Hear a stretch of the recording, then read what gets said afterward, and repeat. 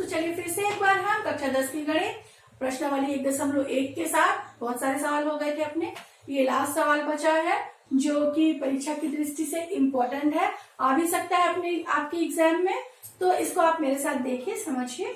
आप अपनी बुक्स में ये क्वेश्चन नंबर 4 1.1 प्रश्नावली का पढ़िए मेरे साथ। तो प्रश्न कह रहा है हमारा, दर्शाइए कि किसी धनात्मक पूर्णांक का वर्ग जो होता है, अगर कोई धनात्मक पूर्णांक संख्या है और अगर उसका हम वर्ग करते हैं तो वो किस रूप का हो सकता है, 3m या 3m+1 के रूप का होता है।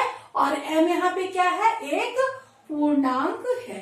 तो स्टूडेंट सबसे पहले तो मैं आपसे ये कहना चाहूंगी, आप अपने क्वेश्चन को बार बार पढ़िए, बार बार रिपीट कीजिए, तब तक पढ़िए जब तक कि आपके ये माइंड में एकदम फिट ना हो जाए कि हमें करना क्या है और कैसे करना है। अब प्रश्न पे ही आंसर की छुपी हुई होती है, तो प्रश्न आपको सब कुछ करने को बोलेगा।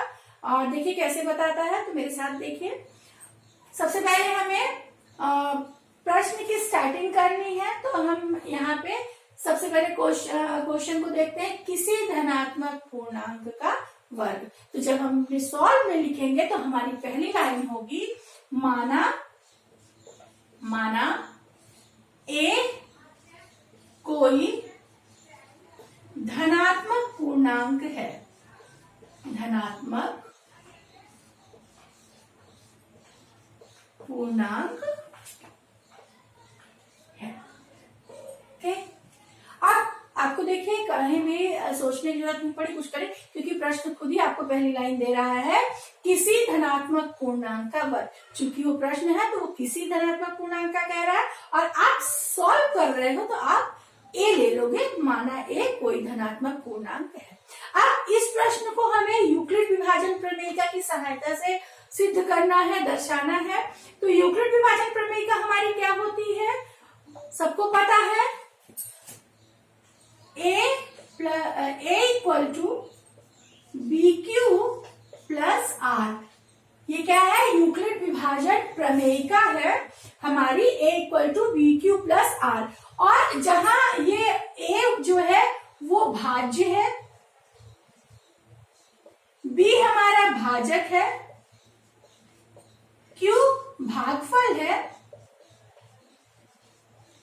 और r जो है हमारा वो शेष है, रिमाइंडर है आपका। ठीक है, अब r जो है हमारा वो कैसा होना चाहिए, भाजक से छोटा। ये कंडीशन है यूक्लिड विभाजन प्रमेयिका की।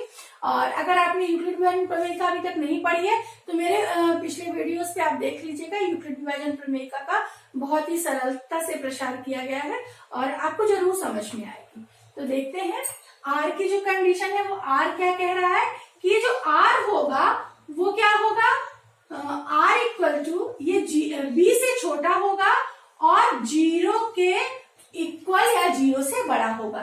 तो b यहाँ पे आर हमारा कैसा होगा, b से छोटा होगा और 0 से बड़ा होगा। तो चलिए अब a हमने ले लिया धनात्मक पूर्णांक, b हम क्या लेंगे, तो फिर से प्रश्न पे चलते हैं। प्रश्न में कह रहा है कि 3m या 3m+1 मतलब BQ, यहाँ पे हमको b दिया हुआ है। तब तक तो आप जान गए होंगे हमारा b क्या होगा, हमारा b इक्वल टू कितना होगा, हमने 3 ले लिया।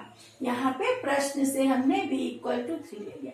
अब अगर मैं बोलूं कि भाजक b है तो शेषफल कितना होगा, तो शेषफल क्या होता है, r जो होता है हमारा b से छोटा होगा, है ना। तो b हमारा 3 है तो रिमाइंडर हमारा क्या होगा, 3 से छोटा होगा और 0 से बड़ा या 0 के इक्वल। तो यहाँ पे r जो है हमारा वो क्या हो सकता है, 0 हो सकता है, 1 हो सकता है और 2 हो सकता है। क्या 3 भी हो सकता है, आपको क्या लगता है 3 हो सकता है यार, एक बार सोचिए।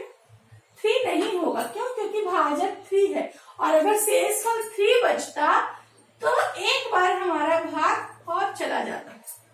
समझ में आ गया, तो इसका मतलब 3 नहीं होगा, वो कैसा होगा, 3 से छोटा होगा। आप हमें चूंकि प्रश्न देखिए, प्रश्न क्या रहा है कि दर्शाना है 3m या 3m+1 के रूप का। तो यूक्लिड विभाजन प्रमेयिका यहाँ पे लिखते हैं। प्रश्न हमको कह रहा है कि यूक्लिड विभाजन प्रमेयिका से दर्शाना है। मैंने प्रश्न यहाँ पे वो लाइन छोड़ दी है क्योंकि बुक्स में आपके लिखी है, मैं आपको यहाँ पे बता देती हूँ। क्वेश्चन कह रहा है हमें कि यूक्लिड विभाजन प्रमेयिका से दर्शाइए।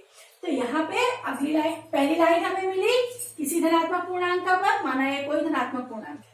सेकेंड लाइन मिली हमें b equal to 3। Third line हमें यहाँ से मिलेगी यूक्लिड विभाजन प्रमेयिका की सहायता से। तो यूक्लिड विभाजन प्रमेयिका से, यूक्लिड विभाजन प्रमेयिका से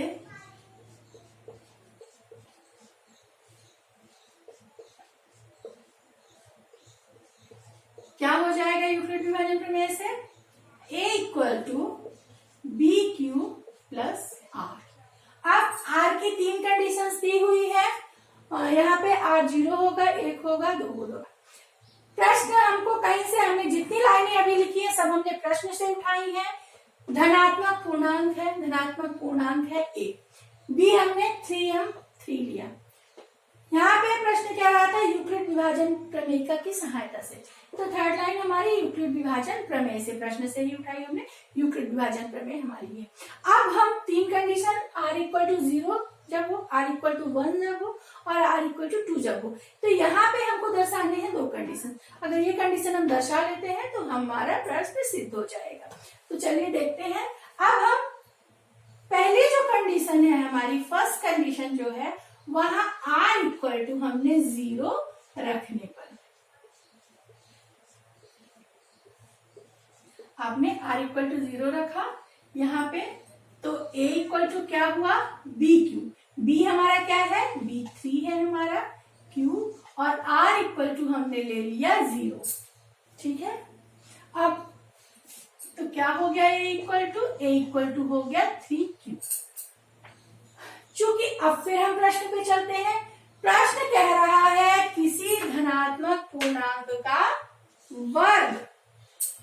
प्रश्न क्या कह रहा है? धनात्मक पूर्णांक का वर्ग। तो ये जो धनात्मक पूर्णांक हमने ली थी उसका हम वर्ग लेंगे। तो वर्ग किया हमने a स्क्वायर, तो ये हो गया 3q का होल स्क्वायर। यहाँ पे आप लिखिए प्रश्नानुसार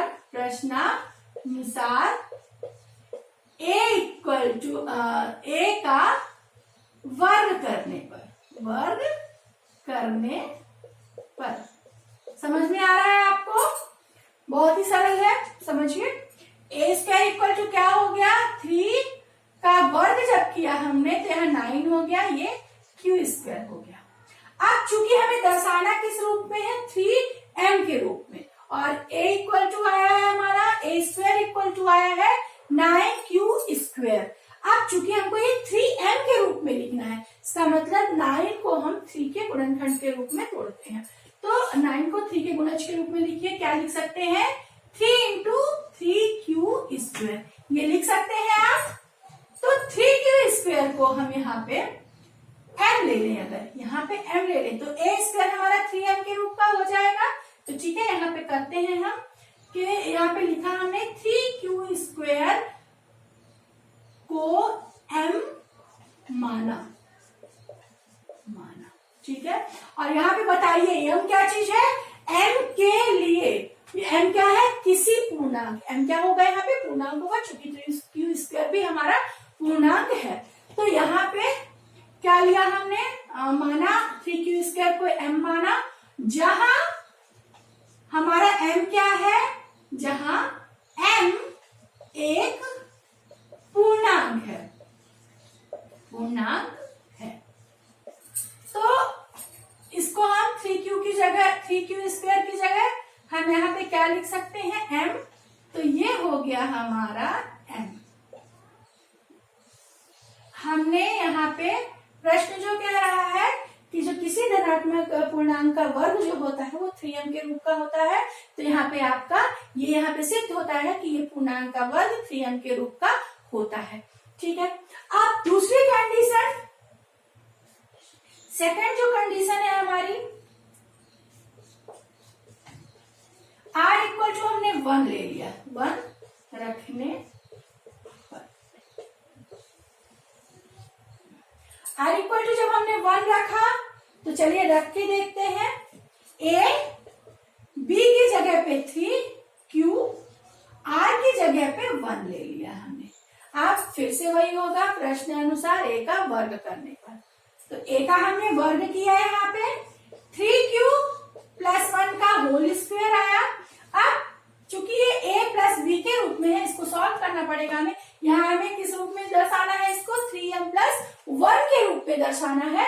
तो हमने क्या किया, इसको आपने संख्या पढ़ी होगी, a + b का whole square equal to a² + 2ab + b का स्क्वायर। तो इसमें चलिए आइए हम इसको रखते हैं, जहां a क्या चीज है हमारा, a 3q है और b हमारा 1 है। तो रख के देखते हैं, a² a की जगह पे हमने क्या रखा 3q का होल स्क्वायर। तो कितना आएगा, 3 का स्क्वायर हुआ 9 और q। तो यहाँ पे फर्स्ट लाइन जो होगी हमारी फर्स्ट, वो होगा 9q²। समझ में आया। फिर सेकंड है 2, यहाँ पे देखिए 2a कितना है हमारा यहाँ पे 3q + इंटू b कितना है 1 है। तो कितना होगा जाएगा ये 6q। ठीक है। तो यहाँ पे हमारा सेकंड लाइन जो 2ab है वो कितना आया 6q आ गया। फिर 1 का स्क्वायर, 1 का स्क्वायर क्या होता है 1 ही होता है। तो चलिए अब देखिए यहाँ पे हमको दर्शाना किस रूप में है, ये 3m + 1 के रूप में। यहाँ पे हमें किस रूप में दर्शाना है, 3m + 1 के रूप में दर्शाना है। और आप यहाँ पे देख रहे हो +1 तो यहाँ हमारा दिख रहा है, बस हमें 3m इस चीज को 3m के गुणज के रूप में लिखना पड़ेगा। तो यहाँ पे क्या करेंगे, 3m के रूप देने के लिए हम दोनों से 3 को कॉमन ले सकते हैं। अंदर क्या आएगा 3q² और यहाँ पे आएगा 2q + 1। अब देखिए कुछ हद तक ये हमारा 3m + 1 के रूप का दिख रहा है, बस इसको हमें m मानना है जैसे हमने प्रश्न में माना था। तो चलिए यहाँ पे फिर से एक बार वही लिखते हैं, 3q² + 2q + 1 = m लेने पर और जहां m क्या है एक पूर्णांक है, जहां m एक पूर्णांक है। ओके, चलिए तो इसकी जगह पे हम m रख देते हैं +1। ये आ गया हमारा a² = 3m के रूप में। तो देखा आपने स्टूडेंट्स, बहुत ही सरलता से ये धनात्मक पूर्णांक संख्या का वर्ग 3m और धनात्मक पूर्णांक संख्या का वर्ग 3m + 1 के रूप में हमने यहाँ दर्शा दिया। तो आप यहाँ पे लिख सकते हो कि अतः किसी धनात्मक पूर्णांक का वर्ग a² = 3m या 3m + 1 के रूप में लिखा जा सकता है, सिद्ध हुआ। तो स्टूडेंट्स ये क्वेश्चन हमने हल किया और टफ बच्चों को पहले लेंथी लगता है, लेकिन ये बिल्कुल भी कठिन नहीं है, बहुत ही सरल है। आपने देखा जैसे कि प्रश्नों में आंसर की छुपी हुई थी। तो आप इसको हल कीजिए, समझने का प्रयास कीजिए और अगले क्वेश्चंस के लिए हमारे अगले वीडियो का इंतजार कीजिए। तो पहला वीडियो हमारा यूक्लिड विभाजन प्रमेयिका पे था। मैं उसको एक बार फिर रिकमेंड करूंगी आपको कि आप पुराने वीडियोस जरूर देखें, जिससे आपका रिवीजन होता रहे। आपको कॉपी पे एक बार नहीं भी लगाएंगे, आप कुछ भी नहीं करेंगे, लेकिन अगर आप 5 मिनट या 10 मिनट ये वीडियो को देखेंगे तो आपको यूक्लिड विभाजन प्रमेयिका से जुड़े सारे सवाल हल होंगे। तो इसको आप कीजिए अपनी कॉपी पे और जहां ना समझ में आए तो मुझसे पूछिए। ओके, थैंक यू आज के लिए।